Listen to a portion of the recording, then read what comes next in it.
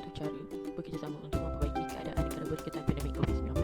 Konsep keluarga Malaysia telah menggariskan 3 teras utama dan 20 pengkayaan nilai yang mendasari pimpinan Perdana Menteri Malaysia, Datuk Seri Ismail Sabri Yaakob, yang mahu bersama-sama memulihkan negara daripada masalah dan juga kesan pandemik COVID-19. 3 teras utama yang digariskan adalah keterangkuman, kebersamaan dan juga kesyukuran, manakala antara pengkayaan nilai di bawah 3 teras ini adalah berikut: menyamai budaya integriti dalam keluarga, menjadikan budaya amanah sebagai budaya keluarga, menjadikan prinsip keadilan sebagai teras pengukuhan keluarga. Berdasarkan konsep keluarga Malaysia ini, negara akan dipacu untuk keluar daripada krisis kesihatan dan ekonomi, seterusnya menjaga kesejahteraan setiap penduduk di negara air yang bertuan. Oleh itu, nilai-nilai dan ciri yang ada pada bangunan itu adalah serupa dengan pembentukan sebuah negara apabila nilai ciri tersebut diterapkan secara murni serta mempunyai rasa perpaduan, kasih sayang dan saling menghormati antara satu.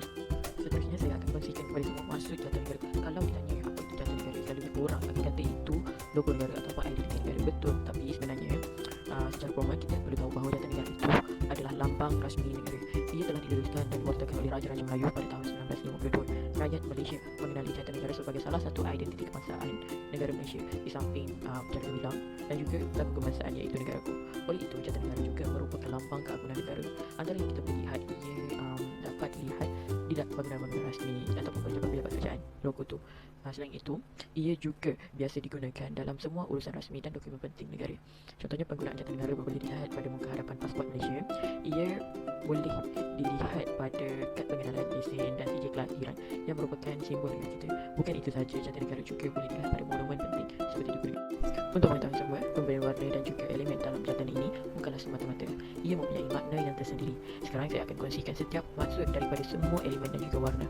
Maksud untuk bintang pecahan 14 dan juga anak bulan yang berwarna kuning, ia menjelaskan pecahan 14 bintang itu kepada semua bahawa negeri bawah Malaysia ada 13 dan juga kerajaan persekutuan. Dan seterusnya, melambangkan anak bulan itu sebagai agama Islam adalah agama rasmi dan juga warna kuning itu adalah daulat. Maksud kepada 5 bilah kiris, ia menjelaskan bahawa ia adalah untuk lambang-lambang negeri tidak bersekutu seperti Kedah, Perlis, Kelantan, Terengganu dan juga negeri Johor. Seterusnya, maksud bagi 2 ekor harimau yakni yang ada pada kanan dan kiri datang yang merupakan simbol keberanian, kegagahan dan juga kekuatan dalam setiap bidang.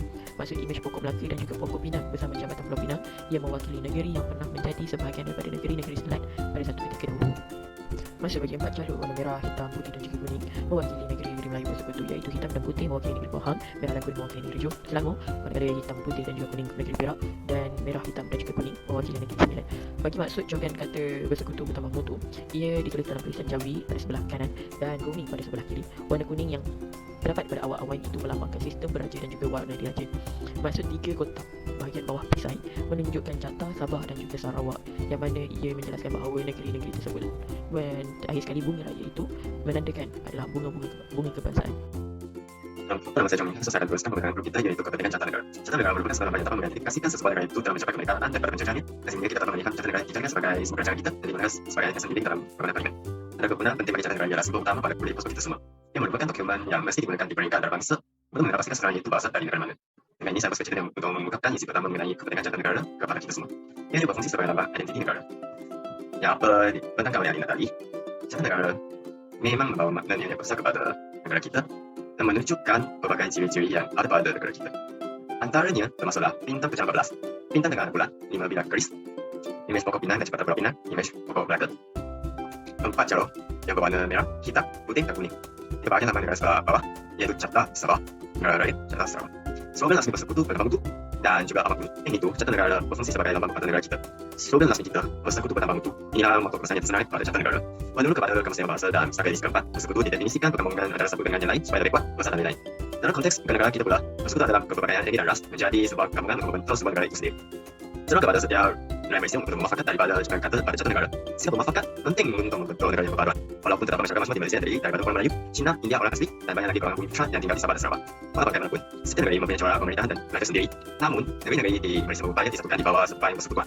Perbedaan masih wujud dengan hasil pemufakatan dan kerjasama antara pemimpin dan rakyat. Sekian daripada saya akan serahkan kepada ahli kumpulan yang seterusnya untuk meneruskan pembentangan grup kita. Terima kasih. Okey, sekarang saya Farah akan menjelaskan tentang larangan dan penggunaan sebenar Jata Negara Malaysia. Bahawa pengaturan anda di Malaysia tiada khususan undang-undang yang dilaksanakan oleh kerajaan untuk melindungi Jata Negara. Namun begitu, terdapat beberapa akta yang dilaksanakan kerajaan yang mengutarakan larangan terhadap sebarang bentuk penghinaan dan penyalahgunaan terhadap lambang rasmi negara termasuk lambang Jata Negara Malaysia.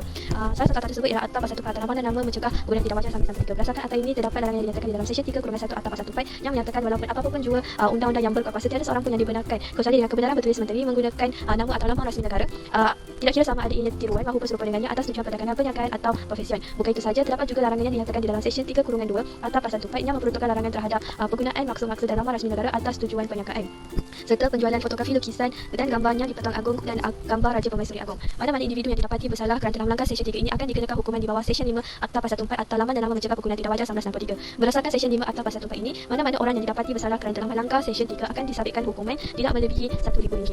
Untuk penggunaan sebenar Jata Negara Malaysia ada dinyatakan di dalam Surat Perkeliling Bilangan 1 tahun 2005 Jabatan Perdana Menteri. Berdasarkan Surat Perkeliling ini, hanya Kementerian Jabatan dan Pegawai Kerajaan Persekutuan sahaja yang dibenarkan untuk menggunakan lambang rasmi negara, Jata Negara atas tujuan rasmi. Selain daripada itu, tidak dibenarkan untuk menggunakan lambang Jata Negara.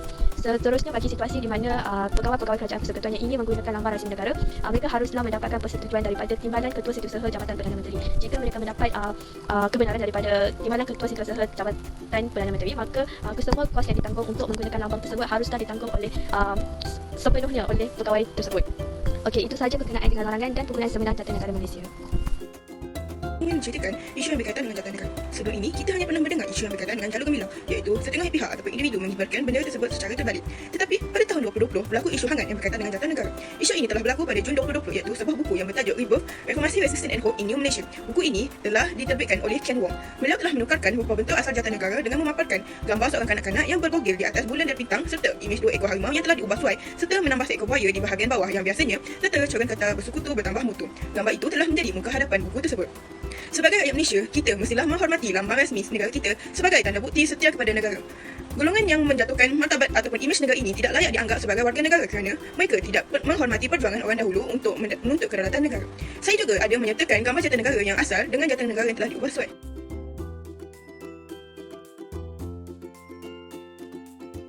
Salam sejahtera kepada doktor dan rakan-rakan sekalian. Nama saya Katia Rizaminan. Nama betik saya adalah 289-687. Saya akan menyambung ke petang ini ialah cadangan untuk memartabatkan Jata Negara Malaysia dalam memupus semangat PCT adalah: pertama, kita hendaklah mengenali dan menghormati raja dan pemimpin negara kita sebagai mereka yang berusaha menjaga keamanan dan kemakmuran negara kita dan juga nama baik Jata Negara kita. Hal ini kerana usaha mereka ini memang banyaklah untuk membangunkan negara kita. Selain itu, masyarakat disyurkan menyertai perhimpunan berunsurkan ke negara ramai-ramai sebagai pemakin semangat patriotisme. Kalau kita pergi ramai-ramai memang akan ada semangat patriotisme kan. Dan akhir sekali, setiap pemilik kenderaan boleh menggunakan pelekat Jata Negara sebagai itu stiker Jata Negara pada kenderaan masing-masing sebagai tanda sayang pada negara Malaysia. Kadang-kadang kalau kita buku kita pun ada, iaitu adalah salah satu cadangan untuk memartabatkan Jata Negara Malaysia dalam memupus semangat patriotisme. Itu sahaja daripada saya. Saya akan memberi peluang kepada kawan saya untuk menyambung pembentang ini. Sekian, terima kasih. Kesimpulan yang dapat disimpulkan dari segala perkongsian daripada kami, saya menyatakan bahawa semua sedia maklum bahawa Jata Negara itu adalah lambang negara yang mana sebahagian daripada identiti dan juga simbol kedaulatan negara kita, dan semua rakyat haruslah menjaga maruahnya. Dengan itu, kita tidak boleh berkompromi jika ada pihak yang mahu ataupun sengaja menghina Jata Negara. Secara sengaja ataupun tidak, ia boleh dijadikan satu penghinaan yang mana ini menunjukkan tidak semua rakyat Malaysia menghormati lambang negara yang sepatutnya disanjung tinggi. Serta tengah rakyat Malaysia mungkin bertindak secara tidak bertanggungjawab untuk mengkritik pentadbiran semasa, walaupun ia bermakna tindakan mereka membawa akibat yang tidak selalu diingini. Tuntasnya, kita perlu bertindak lebih rasional dan bukan lagi seperti anak-anak kecil. Secara amnya, kita tahu bahawa tahap kematangan masing-masing itu, jika berlaku pelecehan seperti ini, kita sebagai rakyat Malaysia adalah menegur atau memberitahu pihak yang sepatutnya untuk mengambil tindakan kerana siapa yang tidak menaik berang ataupun marah jika maruah dipelecehkan. Sebagai contoh, yang anggap saja yang berlaku itu seolah-olah berlaku ke atas diri kita atau saudara terkait hal ini, kerana Malaysia dan lambang-lambangnya itu merupakan kedaulatan bagi kita sebagai rakyat untuk menjaga dia. Jadi itu merupakan tanggungjawab kita semua untuk memelihara dan serta menghormati setiap logo ataupun lambang-lambang rasmi negara. Sekian, itu sahaja daripada kami ke bulan 12. Terima kasih.